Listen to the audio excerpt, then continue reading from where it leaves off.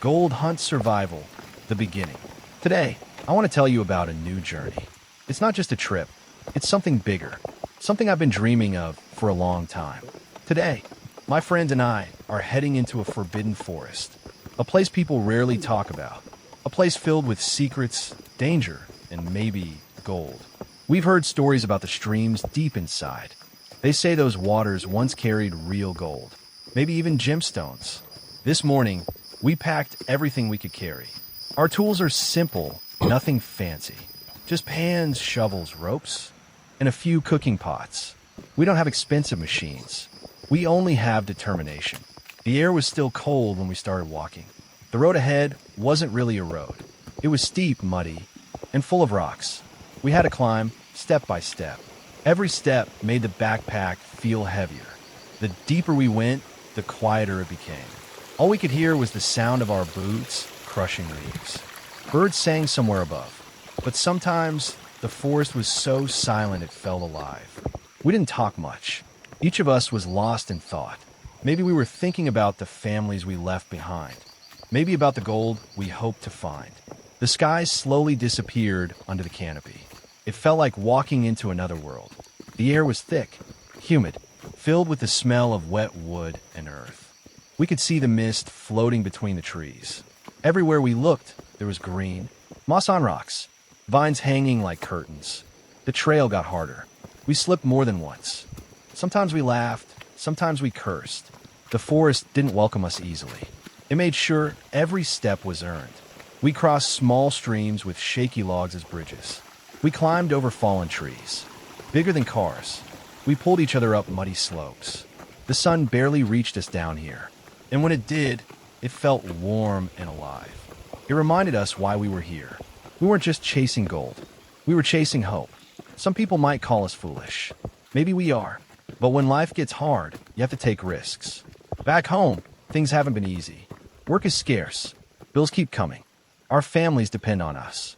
So we came here, not for adventure, but for survival. If luck smiles, we can bring home enough. Enough to fix what's broken. By noon, we stopped to rest under a giant tree.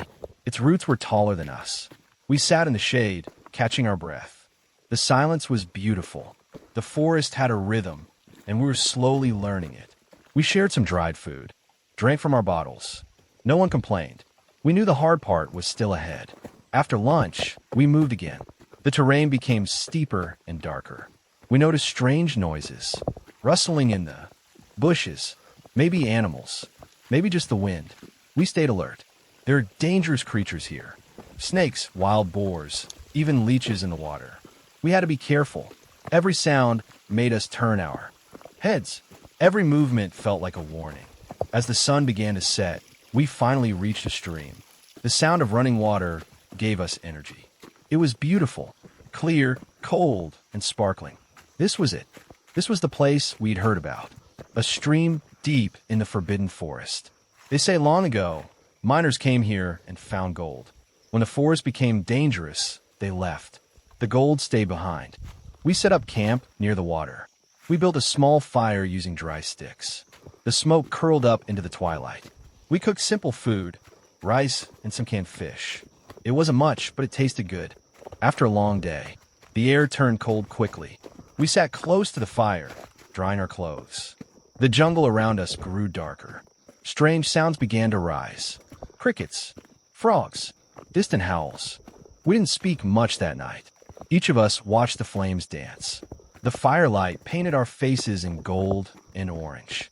We felt small in that giant forest, but we also felt alive. There's something pure about moments like this. You forget the noise of the city. You forget the rush of everyday life. All that matters is now. All that matters is survival. When the fire started to fade, we added more wood.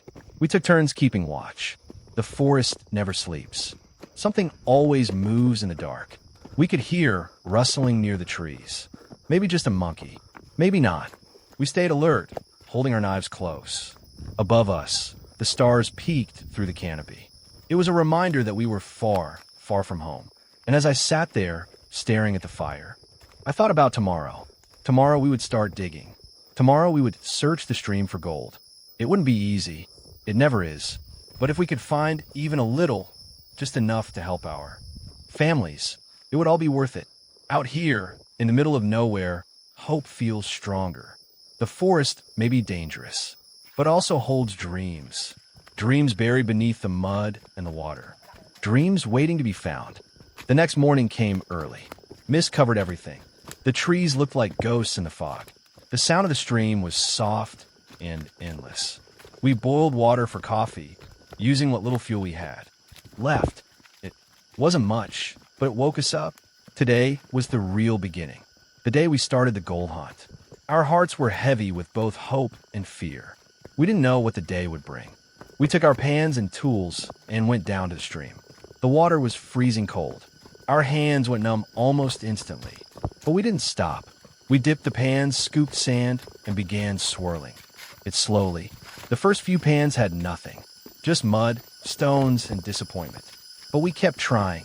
The sun rose slowly, painting the forest in gold. It felt like a sign. We worked in silence. Only the sound of running water and metal scraping against stone filled the air. It was hard work. Our backs started to ache. Our arms grew heavy, but none of us complained. We were chasing something bigger than comfort. Every handful of sand was a chance. Every swirl of water was a test. And then something shined. It was small, barely visible, but under the sunlight, it glittered faintly. A speck of gold. Our first find. It wasn't much, just a grain, but it gave us hope. We smiled, shouted, and laughed like kids. That single sparkle changed everything. It meant we were in the right place. It meant the dream was real. The rest of the day passed quickly. We worked until our hands blistered. We found a few more tiny specks, but no nuggets yet. The jungle around us was alive. Butterflies danced above the stream. Monkeys watched us from the branches. Sometimes we felt like we were being judged, like the forest was testing our patience. We respected it. We never shouted. When the sun went down, we packed our tools and returned to camp. Our clothes were wet, our bodies sore, but our spirits were light. We had gold, real gold. That night, we cooked what we could. Some rice, a bit of dried fish. The fire crackled softly. We talked about home, about what we'd do if we found more, about how it would change our lives. The forest was calm that night. Too calm. Even the insects were quiet. We felt uneasy. Sometimes silence is louder than noise. We kept the fire burning brighter than usual. One of my friends said he saw eyes in the dark, shining between the trees. Maybe a wild animal. Maybe something else. We took turns staying awake again. It was hard to sleep when you knew danger was near. The jungle never truly sleeps. There's always movement. A branch cracking. A shadow shifting. A sound too close to ignore. I kept my knife by my side. I could feel my heartbeat in my ears. But the night passed without harm.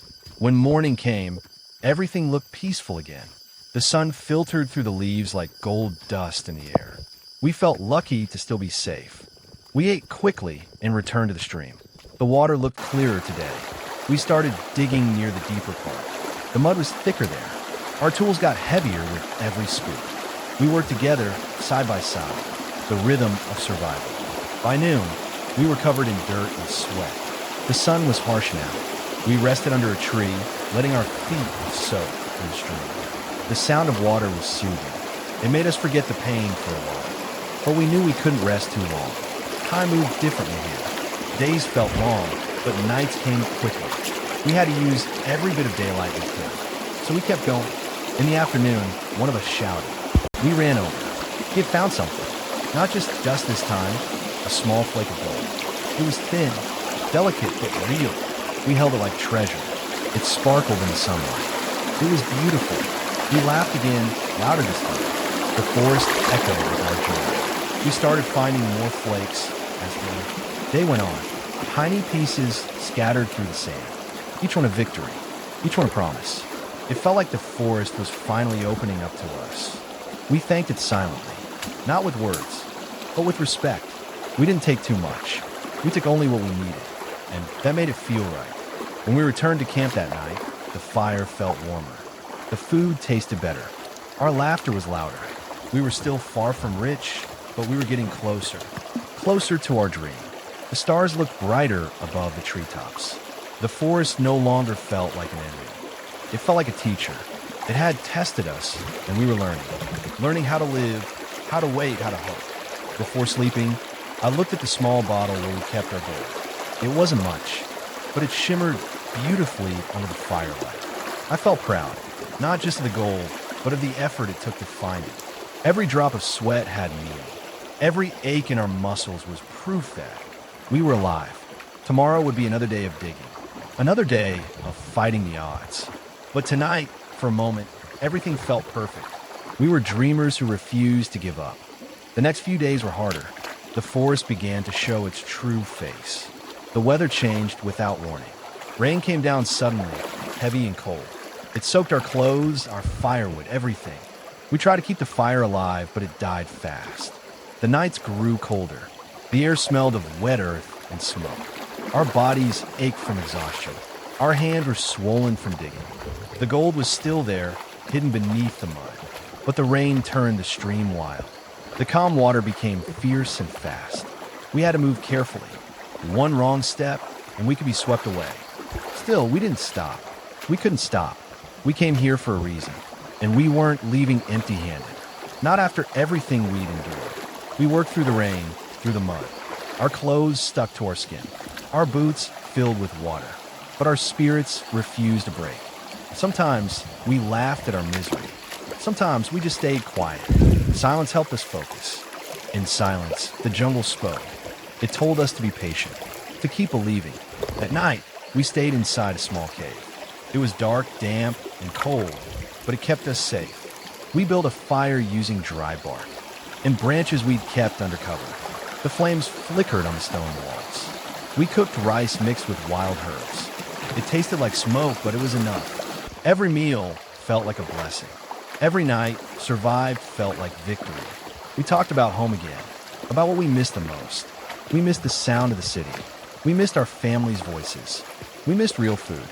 But deep down, we knew this was where we were meant to be. We were learning something greater than survival. We were learning gratitude. Gratitude for small things. The warmth of fire. The taste of clean water. The company of friends. The forest was teaching us what really mattered. It stripped away everything unnecessary. Only truth remained. One morning, after a long night, rain, the sky finally cleared. The air was fresh.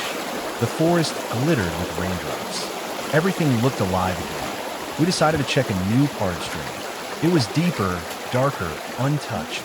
The water there moved slower. Vadag, carefully, pan after pan. And then it happened again. A glint under the sunlight. We found gold. Not just dust this time, a real piece. A small nugget, rough but shining bright. We couldn't believe it at first. We held it together, speechless. Then laughter filled the air. It was real. After days of struggle, pain, and rain, we had found it. Our hands shook as we placed it into the bottle. That single piece meant everything. It wasn't about wealth anymore. It was about proof. Proof that we could do it. Proof that hard work still mattered. That faith could survive even in the darkest places. We sat by the stream, staring at the nugget for a long time. It glowed in the sunlight like hope itself. We didn't need to find more. That one was enough. Enough to remind us why we came. The days that followed were quieter. We kept searching, but our pace slowed. Our bodies were too tired. We had enough gold dust to make it. Journey worthwhile. It wasn't fortune, but it was survival. It was dignity. We started planning our way back. The forest had given us enough. It was time to leave with respect. Time to say goodbye. Before leaving, we cleaned the area around our camp. We buried the ashes of our fire. We left no trash, no marks, no damage. We wanted the forest to stay pure the way it was. As we packed our things, I looked at the stream one last time. The water shimmered like liquid light. It whispered softly, like it was saying farewell. I felt a strange sadness mixed with peace. This place had changed us. We were no longer the same people who arrived. The path back was as hard as before. The slopes were slippery. The mud pulled at our feet. But this time we were stronger. We knew every turn, every sound, every danger. We had become part of the forest. It was no longer a stranger. It was a friend. Every tree felt familiar. Every step felt like home. We walked for days before seeing the sunlight open again. The trees grew thinner. The wind smelled different. We were close to the edge of the jungle. When we finally stepped out, the world felt too bright. The sound of the river faded behind us. We looked at each other and smiled. We had done it. We had survived. We had found gold. Back at the small village, people listened to our story. Disbelief. They couldn't imagine what we had seen. The danger, the hunger, the silence, the beauty. But we didn't brag. We spoke softly, humbly, because we knew what it had cost. Because the forest had earned our respect. We sold a little gold, just enough to cover what our families needed. Medicine, food, repairs. Nothing fancy, nothing wasteful. The rest, we kept as a memory. A reminder of what we'd done. Every time I looked at that small bottle of gold dust, I remembered the rain, the mud, the laughter. I remembered the faces of my friends, the sound of the fire, the echo of our hope, and the jungle's quiet heart. Sometimes late at night, I still think about that place. The forbidden forest, the stream that carried our dreams, the danger that shaped us. We went there searching for gold, but we found something deeper. We found strength. We found friendship. We found peace. And that was worth more than gold. Now, whenever I see the sunrise, I think of that first morning, when we walked into the unknown with nothing but courage. We didn't know what waited for us. We just knew we had to try. That's what life is about. Trying, falling, getting back up, and never giving up. Because somewhere, out there, the dream is waiting. So this is our story. A story of dirt, sweat, and hope. A story of friends who walked into the wild to chase a dream that shined under the sun, deep in the heart of the forest. We went searching for gold, and in the end, we found ourselves. The forest still calls to us sometimes. Its voice is quiet, but it never fades. Maybe one day we'll go back. Maybe there's still more to find. But for now, we're home. Safe, grateful, wiser. And every time I close my eyes, I can still hear it. The sound of the stream, the rustle of the leaves, the heartbeat of the jungle. That sound stays with me. It reminds me of who I am. A dreamer, a survivor, and a gold hunter.